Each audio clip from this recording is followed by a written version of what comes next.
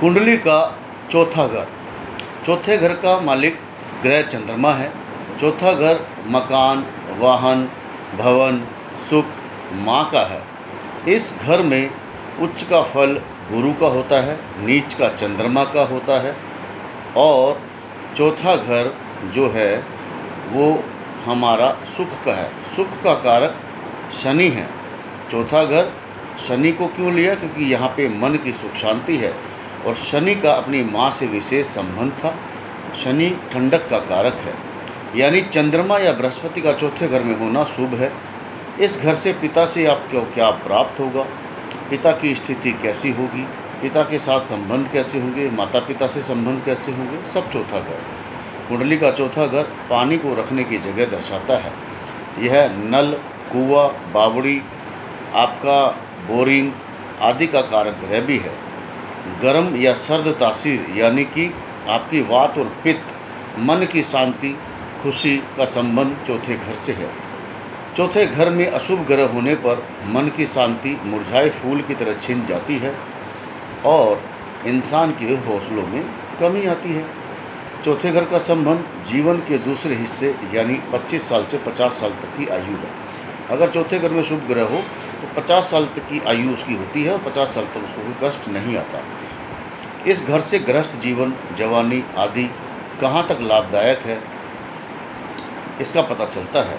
यह घर किस्मत के उस हिस्से से संबंध है जो पूर्व जन्म में हम अपने साथ लाते हैं। पूर्व जन्म यानी कि 1, 4, 7, 10 जो हमारी बंद मुट्ठी के खाने होते हैं। यह घर उत्तर और पूर्व की दिशा है। अब उत्तर और पूर्व की दिशा यानी इस घर का संबंध बाप और बेटी से होता है। पूर्व की दिशा यानी कि लगन और वास्तु पुरुष के अनुसार 5वां घर, और नॉर्थ यानी उत्तर 6ठा घर। इसीलिए इस घर को नॉर्थ ईस्ट कहते हैं। चौथा घर कपड़े से संबंधित व्यापार है, इंपोर्ट एक्सपोर्ट है, समुद्री यात्रा है। इसके अलावा पानी, दूध चौथे घर के अंतर्गत आते हैं। बढ़ने वाली आमदनी, चलता हुआ दरिया, चलती हुई आमदनी।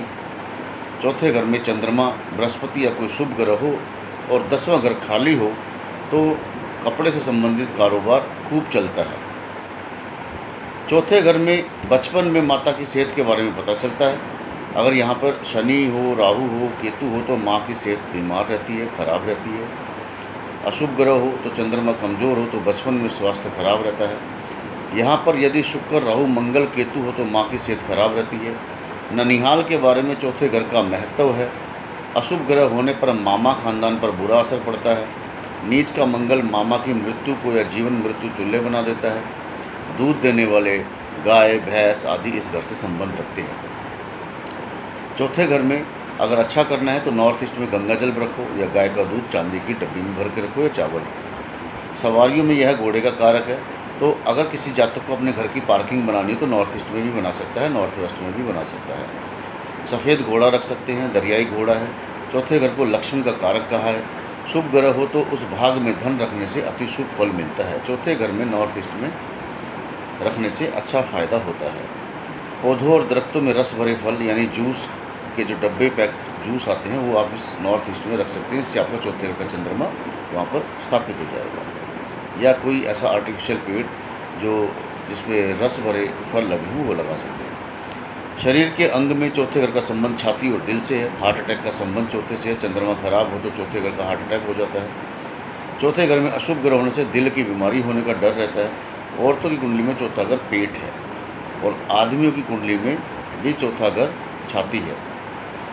अब यहाँ पर अगर चौथा घर खराब हो तो औरत की कुंडली में चौथे घर में अशुभ ग्रह हो तो गर्भावस्था या बच्चा होने के समय सेहत खराब रहती है। धन के मामले में चौथा घर पिछले जन्म से लाए बंद मुट्ठी का कारक है, इसीलिए इसे साथ लाया हुआ माल, धन या बंद मुट्ठी के अंदर का हिस्सा कहकर पुकारा है। चौथे घर पर चंद्रमा का प्रभाव और वही इसका कारक है। इस घर का रात से बहुत संबंध है। यहाँ पर यदि शुभ ग्रह हो तो रात में किए गए काम बहुत ही शुभ फल देते हैं और अशुभ ग्रह हो तो विपदा भी रात के समय ही आई। यहाँ पर जीवन की मुश्किलों का समय रात को पूर्ण तरह जागृत हो जाता है। चंद्रमा केंद्र के घरों से बाहर बैठा हो तो इस घर में कोई अशुभ ग्रह अशुभ फल नहीं देता। चंद्रमा पक्के घर का है चंद्रमा ग्रह फल का है। शुक्र मंगल केतु राशिफल के ग्रह माने गए हैं। धन्यवाद।